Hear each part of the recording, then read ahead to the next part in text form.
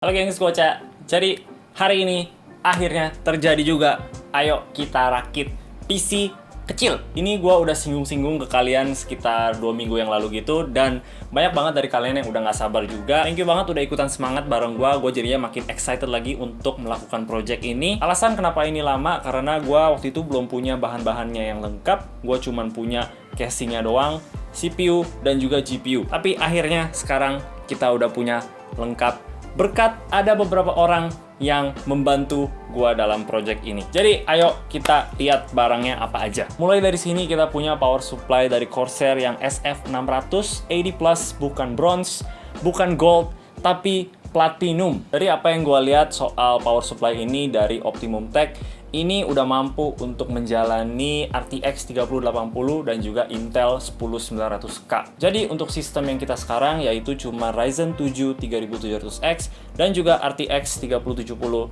ini pasti udah cukup. Untuk coolingnya di sini kita punya Side Mugen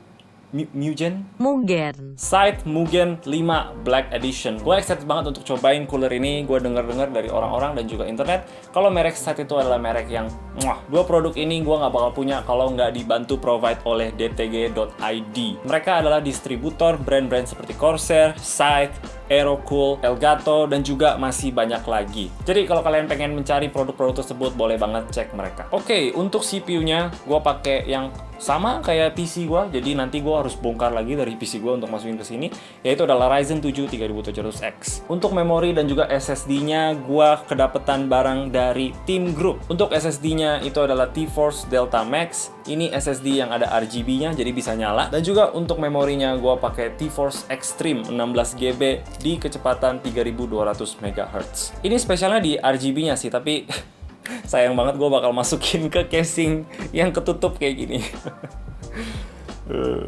Dan thank you banget untuk tim dari Team Group yang udah provide barang ini untuk project sekarang. Untuk motherboardnya gue pilih B550 Gaming Edge dari MSI. Ini yang tipe ITX punya. Motherboard B550 udah cukup banget untuk menjalani Ryzen 7 3700X. Dan juga of course casingnya, ini main attraction-nya, ini adalah Cooler Master NR200.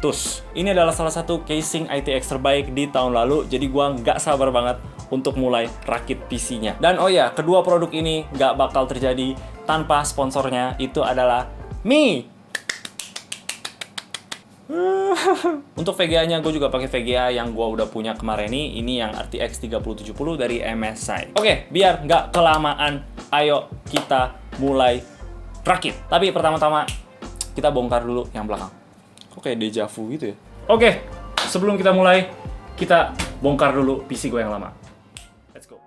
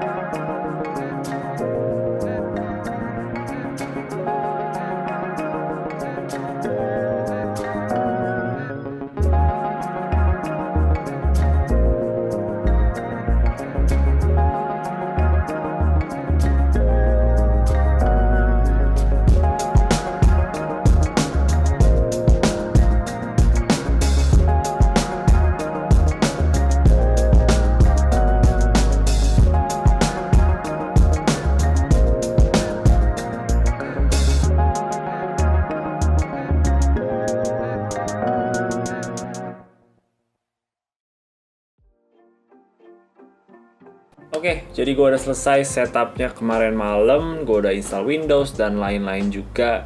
Gue udah pakai main, udah pakai kerja. Jadi inilah kesan gue terhadap rakit PC ini. Gue berani bilang untuk merakit PC di dalam Cooler Master NR200 ini itu sangat enjoyable. Ini definitely bukan sebuah video tutorial karena gue juga pertama kali untuk merakit PC kecil kayak gini. Jadi ini kayak ngelihat apakah casing ini tuh gampang untuk pemula, dan menurut gue sih ini sangat gampang. Untuk komponen yang gue pakai sih gue bisa bilang kalau ini tuh lumayan udah maksimum banget dalam segi bisa masuk ke dalam atau enggak. Ini hampir semua tuh udah agak lumayan ketat. Jadi kalau misalnya kalian punya komponen yang lebih kecil, itu pasti no problem. Ini kayak contoh coolernya ini udah hampir kayak mentok banget sama pintunya di sini, tapi untungnya pintunya itu nggak tabrakan sama sekali, masih bisa ditutup dengan rapat. Ini maksimalnya di 150 mm, jadi kalau kayak cooler Noctua yang Chromex Black itu yang gue pakai, itu bakal nggak muat. Kalau kalian tertariknya itu pakai all-in-one liquid cooling, itu bisa banget. Kita bisa taruh di bracketnya ini tempat radiatornya, ini bisa support sampai 280 mm. Dan nanti pas sudah selesai, ini bakal dicantol di sini. Tapi kalau kayak sekarang gua kan nggak pakai, jadi ini nggak usah ditaruh. Radiatornya nggak bisa ditaruh di atas nih cuma bisa reserve untuk 2 kipas yang masing-masing itu 120 mm. Tapi kalau misalnya kalian mau pakai vertical GPU gitu, di sini bisa support juga. GPU-nya yang bakal di sini dan radiatornya itu pindah di bawah. Untuk cable management itu salah satu yang paling penting di rakit PC, dan gue sih udah sebisa mungkin ya untuk bikin rapi, tapi gue bisanya kayak gini, dan menurut gue it's pretty good. Enaknya itu kabel yang dapat dari Corsair-nya itu udah braided dan juga udah sangat fleksibel untuk dibengkok-bengkokin, which is sangat membantu di dalam casing yang sempit kayak gini. Dan juga karena braided, jadi kabel-kabel yang kelihatan itu nggak terlalu kelihatan murahan lah. Dan juga karena power supply-nya itu udah fully modular, jadi kita enak banget, kita cuma pakai kabel-kabel yang kita butuhin aja, kita nggak ada ekstra kabel yang kita nggak butuh, yang kita mesti sumpul-sumpulin di samping gitu. Makanya itu gue rekomen banget power supply yang ini, karena dia udah cek semua box yang kita butuhkan dari power supply, dan ya bikin overall experience ngerakitnya itu lebih enak aja. Paling satu hal sih yang gue agak kurang seneng, yaitu adalah kabel 24 pinnya. Gua mungkin wish ini lebih panjang sedikit biar gua tuh bisa jalurin dari belakang. Kayak sekarang kan gua mesti jalurin di depan, karena ini kabelnya kependekan untuk gua jalurin di belakang. Kependekannya tuh dikit aja, jadi kalau mereka panjangin sedikit lagi itu bakal masuk. Jadinya ya sekarang gua bikin kayak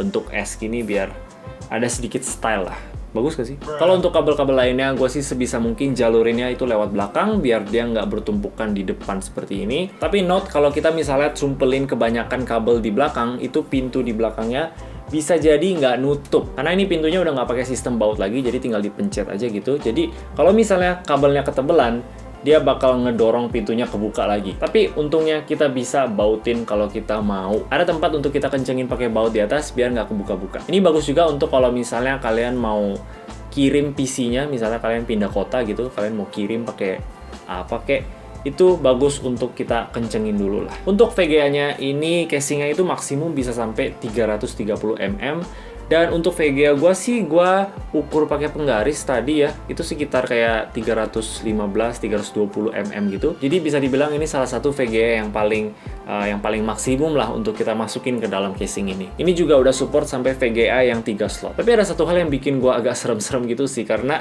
VGA ini kan gede dan berat, jadi dia naturally itu bakal miring. Nah, ditambah karena kabel-kabel dari power supply yang keluarnya persis di atasnya VGA-nya, itu kabelnya bakal ngedorong lagi VGA-nya jadi makin bengkok gitu. Jadi ya sebenarnya sih agak ngeri-ngeri gitu sih liatnya. Gue sampai pengen sumpelin sesuatu gitu di bawah biar nggak terlalu bengkok.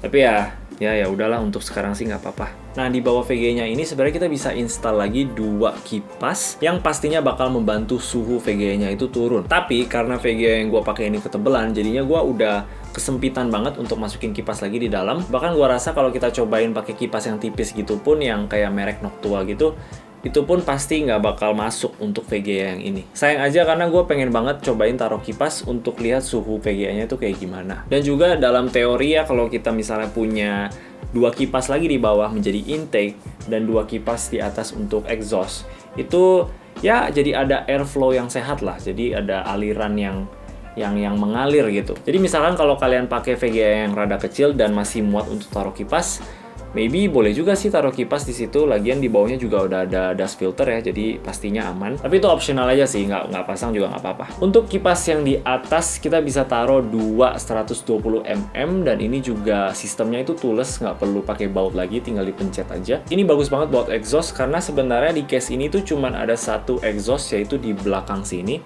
Tapi gua udah cabut karena bentrok sama cooler gua ini kegedean. Jadi misalkan kalau gua nggak ada kipas di atas, itu gua nggak ada exhaust sama sekali. Nah, awal gua pengen taruh 2 exhaust di sini, tapi ternyata yang di bagian sini juga bentrok sama kipasnya. Tapi ternyata satu exhaust aja sebenarnya udah cukup dari testing yang gue cobain. Untuk suhu di casing ini gue nggak pernah nyentuh sampai 80 derajat. Pas diam itu suhu CPU-nya sekitar di 49 derajat dan GPU-nya itu di 41 derajat. Kalau pas lagi berat itu CPU-nya sekitar di 65 derajat dan GPU-nya itu di 63 derajat. Kalau gue cabut kipasnya, suhu CPU-nya itu naik ke 72 derajat dan GPU-nya itu di 70 derajat. Which masuk akal banget sih karena di konfigurasi sekarang itu nggak ada angin yang masuk, dan kalau dicabut fan yang ini itu nggak ada angin yang keluar, jadi makanya di dalam itu bisa lebih sedikit panas. Tapi gue penasaran kalau 2 kipas di atas itu kayak gimana. Gue rasa sih bakal membantu banget dalam temperaturnya CPU kita ini. Jadi gue tambahin 1 kipas lagi, tapi yang atasnya ini tuh gue nggak tutup rapet biar dia nggak bentrok. Dan kalau kita kayak gitu, suhu CPU-nya itu turun ke 63 derajat dan GPU-nya juga di 63 derajat. Jadi sebenarnya sih dari testing gue nggak terlalu beda jauh dengan 1 kipas atau 2 kipas.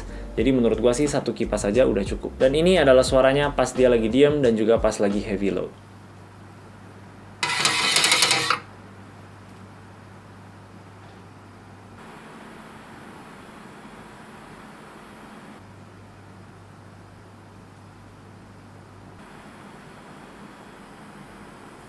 Menurut gue sih ini sunyi banget sih, apalagi ditambah dengan suhu yang bisa dibilang tuh masih adem banget. Pokoknya gue super happy sama performance-nya Side Mugen 5 ini dan juga kipas-kipas yang datang dari Side juga. Yang kipas warna putih itu cantik banget sih, apalagi ditaruh di dalam casing warna putih juga. Itu gue jadinya pengen rakit PC all white gitu. Mungkin itu di masa depan.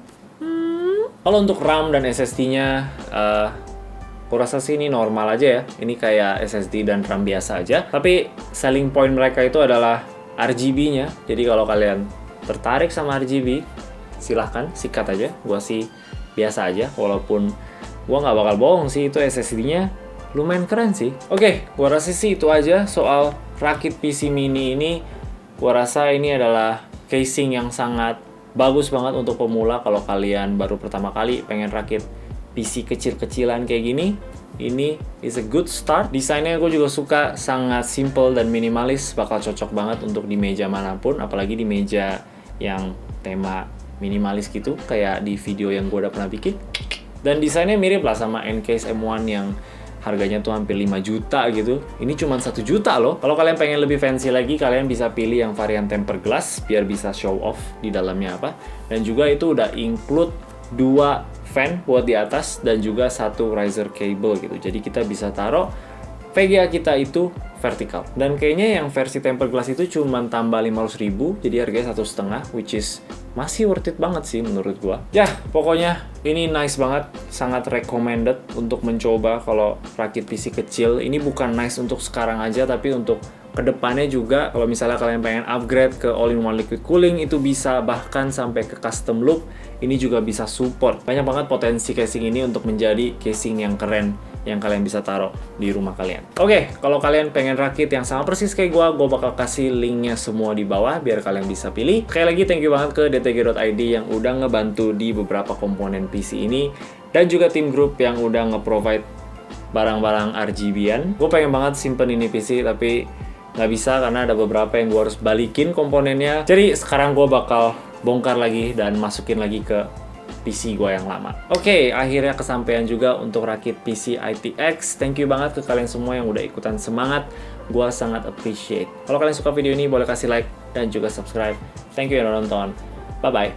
Bye-bye.